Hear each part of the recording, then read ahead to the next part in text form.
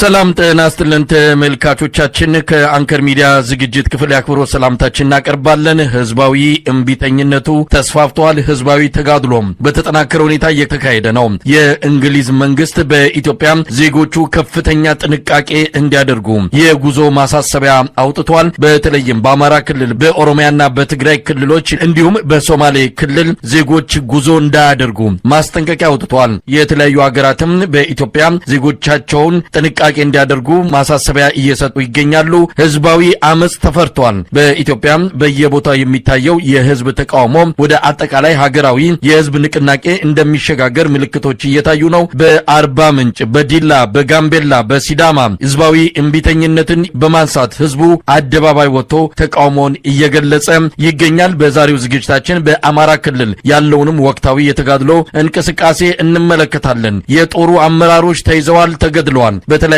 አካባቢዎች ከፍተኛ ቁጥር ያለው የአብይ አህመድ ሰራዊት እንደዚሁ እጅ እየሰጠ እንዳለም በሚደርሱን መረጃዎች ማረጋገጥ ተችሏል። ከህዝባዊ እምቢተኝነቱ እንጀምራለን። የእንግሊዝ መንግስት የጉዞ ማስጠንቀቂያ አውጥቷል። በኢትዮጵያ በበርካታ አካባቢዎች ሰላም የለም ብሏል። የእንግሊዝ መንግስት ማሳሰቢያ። ወደ ዘውትር ተሳታፊያችን እንመጣለን። አዳዲስ ከተሞች እየተጨመሩ ነው። ዛሬ አርባ ምንጭ ላይ የ12 ዓመት ልጅ ተገድላ በመገኘቷ ፍትህ እንፈልጋለን ያሉ የአርባ ምንጭ ነዋሪዎች አደባባይ ወጥተዋል። የፍትህ መጓደል ተደጋጋሚ በሆነ መልኩ በአካባቢው የተከሰተ በመሆኑ ህዝቡ በምሬት የተጠራቀመ ብሶቱን ነው ዛሬ ያወጣው። በጋምቤላም እንደዚሁ፣ በዲላም ደሞዝ ከአለመከፈልና ጭማሪው ከመቅረቱ ጋር ተያይዞ ህዝቡ አደባባይ መውጣቱን የሚያሳዩ መረጃዎች እየወጡ ነው ያሉት። በርካታ አካባቢዎች እየተቀላቀሉ ነው። ህዝባዊ እምቢተኝነት በኢትዮጵያ ተጀምሯል። እውነት ነው መሳይ። እንግዲህ በሀገሪቱ ውስጥ ለውስጥ በጣም በከፍተኛ ደረጃ በደሉን ሲያብላላው ተሸክሞ ቆይቷል የኢትዮጵያ ህዝብ። አሁን ፈንድቶ ወጥቷልኝ። በተለይ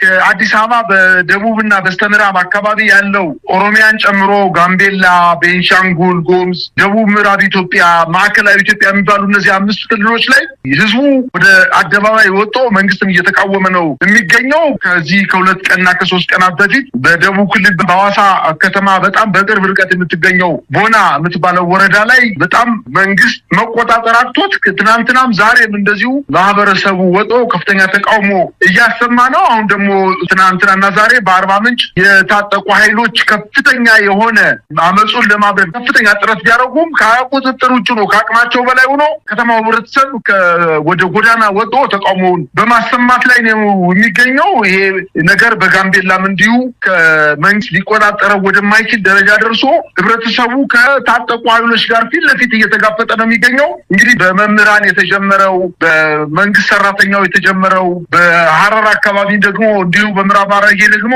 በፖሊስ ሰራዊት አባላት ደሞዝ አልተጨመረንም፣ እኛ ተነጥለን ቀርተናል፣ ደሞዛችንም እየተከፈለን አይደለም በማለት ወጥተዋል። አሁን አጠቃላይ የመንግስት ሰራተኛው ብቻ ሳይሆን ለስርዓቱ አገልጋይ የሆነ መሳሪያ አንግቦ ስርዓቱን ለማስቀጠል ጥረት ሲያደርግ የነበረው ኃይል በሙሉ በመንግስት ላይ ተቃውሞ እያስነሳ ነው የሚገኘው። እውነት ለመናገር ይሄ ነገር አጠቃላይ ህዝባዊ በመሆኑ ከእንግዲህ በኋላ መንግስት በፍጹም ሊቆጣጠረውና አዳፍኖ ሊያስቀረው የማይችል ደረጃ ላይ ደርሷል። የታጠቀ ኃይልን የማይፈራ መሳሪያ ያነገበን ኃይል የማይፈራው ትውልድ አሁን ተፈጥሯል። አሁን ዛሬ በአርባ ምንጭ ያየነው መሳሪያዎች፣ ጥይት ይተኮሳል። ነገር ግን ድንጋይና ዱላ ይዞ አመጽ ለማስነሳት እና ወደ ታጠቁ ኃይሎች ጋር ግጭት ለመፍጠር ፊት ለፊት እየተጋፈጠ ነው የሚገኘው። በጋምቤላ የተመለከትነው ተመሳሳይ ነገር ነው።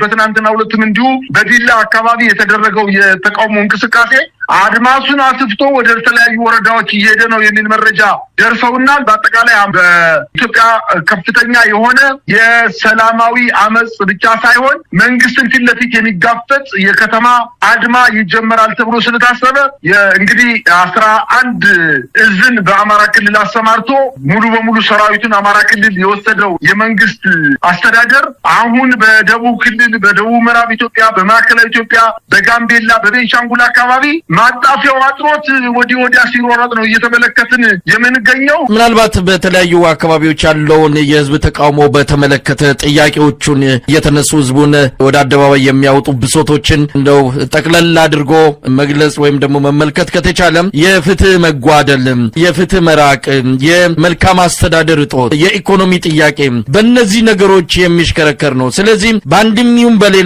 በመላው ኢትዮጵያ ህዝቡ አመጽ ውስጥ ከወጣ ብሶቱን ወደ አደባባይ በአደባባይ ለመግለጽ ህዝባዊ እምቢተኝነትን የሚጀምር ከሆነ ተመሳሳይ ናቸው አጀንዳዎች።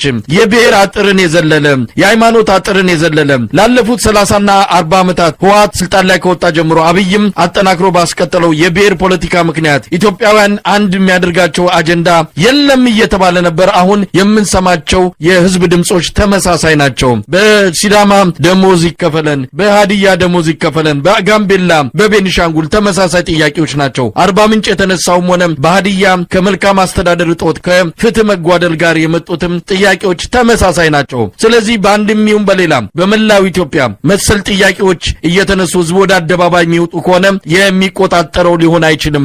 ምናልባት ምን አይነት ነገር ልናይ እንችላለን? እየተስፋፋ ነው። እንደ ወረርሽኝ በየከተማው ህዝቡ ስሜቱን ብሶቱን ለመግለጽ እየወጣ ነው። ከዚህ አንጻር ነገ ከነገ ወዲያ በርካታ ከተሞች ይቀላቀላሉ ተብሎ ነው የሚጠበቀው። መሳይ አሁን የኢኮኖሚ የመልካም አስተዳደር የህግ የበላይነት ጥያቄ አይደለም ህብረተሰቡ በጣም እያሳሰበው የመጣ የመኖር ያለመኖር ጥያቄ ላይ ደረሰ እኮ። በቃ እነዚህን ጥያቄዎችን አሁን የጠቀስኩልን 3 ጥያቄዎች መንግስት ሙሉ በሙሉ እኮ ደፍጥጧቸዋል። ኢትዮጵያ ውስጥ የኢኮኖሚ እድገት የለም። በጣም አድሏዊነት የበዛበት ነው። በፍትህ ስርዓቱን ብንሄድ ፍርደ ገምድል በወንበር ላይ ተቀምጠው ፍርደ ገምድል የሆነ ውሳኔ የሚወስኑ ዳኞች ሙሉ በሙሉ ነው ማለት በሚያስችል ደረጃ ደርሷል። ሌላውም የመማር ሕክምና የማግኘት የማህበራዊ ፍትህን የማግኘት መብት አልፎታል እኮ። አሁን ይሄ 2 ዓመት 3 ዓመት 4 ዓመት ሆኖታል እኮ።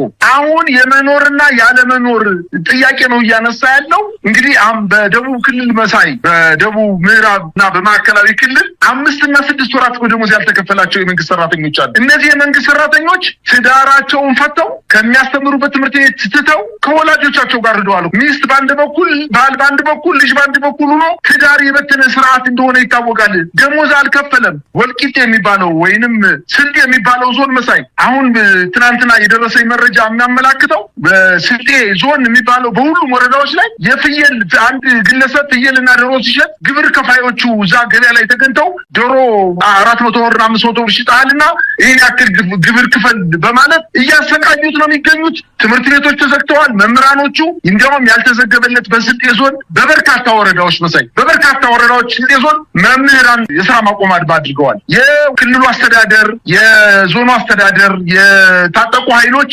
በየትምህርት ቤቱ በመገኘት መምህራንን ሰብስበው ወደ ትምህርት ገበታቸው እንዲመለሱ ለማድረግ ከፍተኛ ጥረት ቢያደርጉም ገንዘብ የሚከፈል ገንዘብ የለንም፣ ፌዴራል መንግስቱ በብድር መልክ ይሰጠናልና በአጭር ጊዜ ውስጥ እንከፍላቸዋለን በማለት እያማለሏቸውና አድማውን እንዲያቆሙ ከፍተኛ የሆነ የፖለቲካ ቅስቀሳ እያደረጉ ነው የሚገኙት።